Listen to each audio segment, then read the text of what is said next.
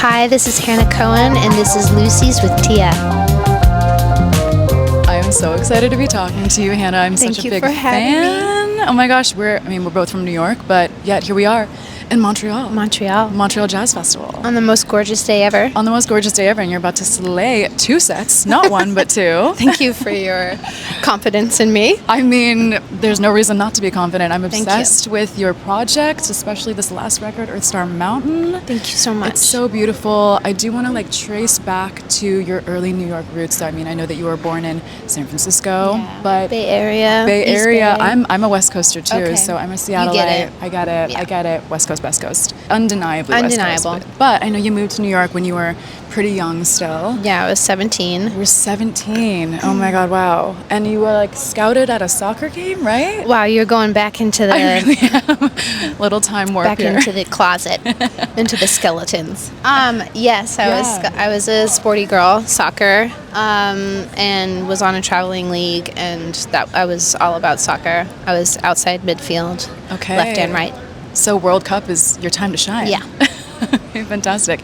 Well, once you did move to New York, I know that you were pretty much immediately steeped in the jazz scene. You worked at Village Vanguard and ended up meeting a bunch of people who would eventually contribute to your debut project. Mm-hmm. I feel like the time that you moved to New York was also obviously it sounds like your formative music years. Very formative, just life formative years and musical years. Totally. And meeting so many incredible musicians who kind of swept me up and were very encouraging of me, I'll say that. I'm sure that those early years too were kind of kid in a candy store type of experience. Yeah. What were some of those early music experiences for you?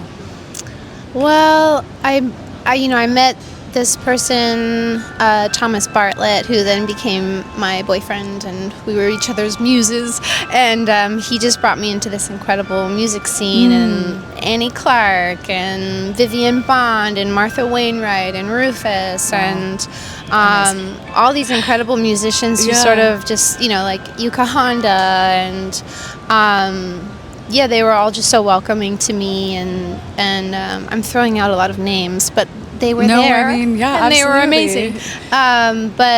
So those people were really encouraging of me, and Thomas especially, and I kind of got in this music scene that way. I feel like you've probably witnessed New York change a lot since then. Yeah. How do you feel like the New York music scene and just New York in general has changed the most? And also I'm curious from your perspective what's stayed the same.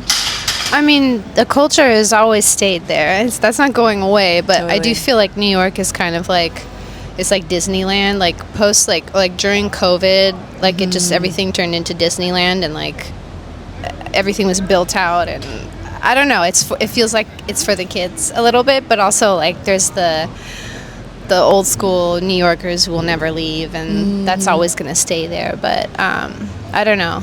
The scene is always there, and it's always changing, and new things are coming in. But Totally. But I also live upstate in the Catskills now, so Right. I'm kind of out of it a little bit. Well, we will definitely get to the Catskills in a second. You did mention Muse a second ago, and I know that part of your early New York days was also spent in the fine art world as well. Read a lot of articles kind of describing you as a muse for a ton of New York painters, sculptors, photographers as well. But rather than how you showed up in other people's work, I'm really curious how your exposure to visual art, all those different mediums, informed your own creative practice as a musician.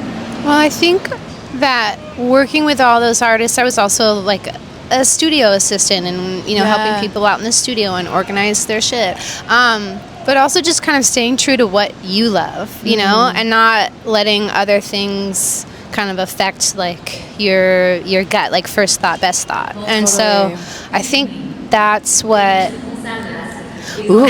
I think that's what working with so many amazing artists in New York kind of gave me the confidence to just do what I loved just because I loved it, and stick with it, you know, and keep showing up, and not let other things kind of get in the way.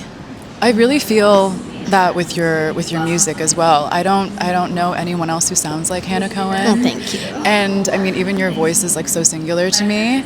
I know that you're also a photographer yourself. You're a very visual person. Yes, for sure. That's so interesting because I feel like you really see that show up in Earthstar Mountain in particular. Yeah, I mean, from the album artwork to also just the images that you're evoking through the music itself.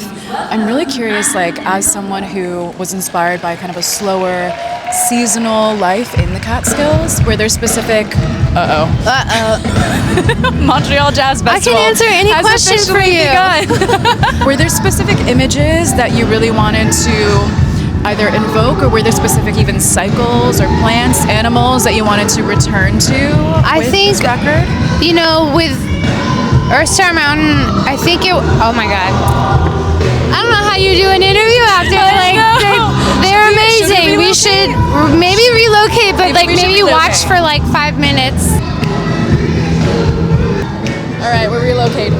I think if we come down here... Okay, beautiful. And we're back. Influences. Visuals. Exactly. Specifically, just like, I don't know, as someone who grew up in the Pacific Northwest and is like very inspired by the perfect harmony of nature, I feel like being in the Catskills, I'm sure, was like so beautiful, so inspirational for this record, clearly. Yeah, I think like being, well, the privilege to be in one place and witness the seasons and the rot and repeat and things returning year after year, I think kind of really affected me, like changed my whole perspective on life. And I've been upstate now this is my like 8th year. Oh my gosh, wow, years. okay. And, you know, witnessing things come back and like sort of the faith of like having faith in just the planet, I guess, like really kind of like, you know, shit is fucked up or you're going through a really hard thing, but like things return and they recycle and they rot and they repeat and they come back. And so I think that witnessing that and being around that really affected me in the way that I write and the way that I kind of exchange with anything, really. So yeah, the rot and repeat. Rot and repeat. Yes. Wow, yeah, beautiful. The big Hannah Cohen hit is Summer Sweat. We have to talk about it. Summer Sweat. I love that song so much. I feel like when I heard that song, I was like, man, this is opening a new dimension of the Hannah Cohen sound, for sure. I mean, I know that, like, you said that in another life, it's kind of like a funk and disco queen energy that you're trying to channel, but also that you were inspired by Chico Buarque and Funeral de un Labrador, right? Yeah. And that's Morricone was producing that, and there are these like crazy background vocals, like a choir of like children, and they're hitting these insane notes, and like I didn't realize until after recording Summer Sweat like that's where I was inspired. Like I have so many influences and they come out in different ways, but I wasn't like planning on it. Like it just like I went to do the harmonies for it and they just like came out. They were just like soaring. Yeah, lots of influences there, and you know, Sly and the Family Stone, and you know, speaking of gospel, which we have in the background, the legendary Clark sisters, Twinkie.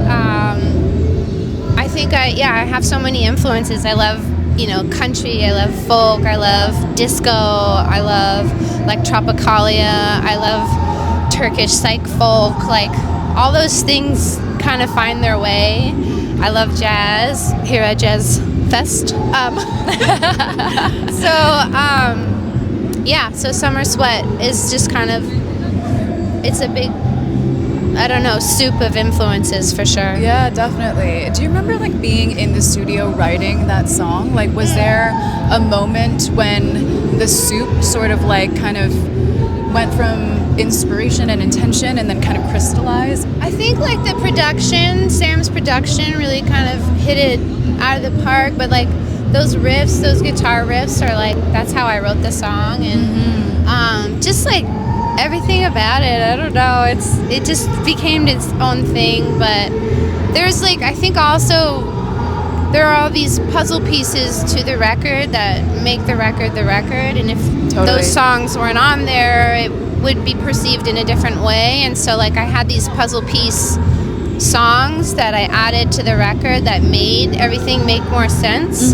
So that was like Una Spiaggia, that was Mountain, and that was, what else was it? I don't know, Dusty. Like they're all in this like keepsake realm together where, I don't know, they're a family now. They totally are, yeah. I feel like those songs that you mentioned in particular like lend the record so much emotional body and weight as well. Is there a particular song that you feel best like captures sonically like Hannah Cohen as a project? Not just in the record, but like maybe in your whole discography. Oh, wow.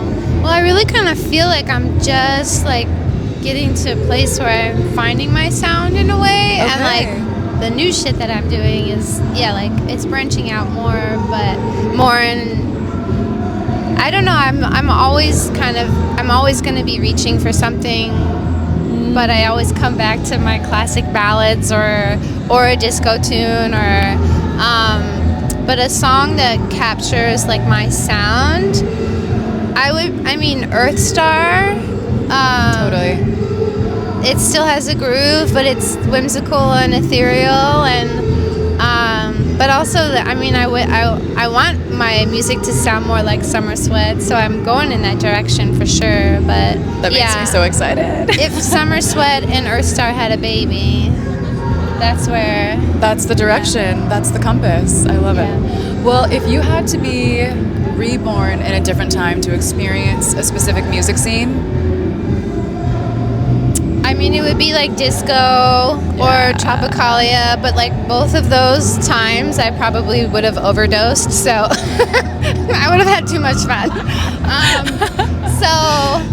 I would just have to be careful. So maybe it's a good thing we're looking at it retrospectively. Yeah, but I want to be catapulted back to disco times. Yeah, Studio 54 in New York. 54, oh my God. Yeah. When would you go?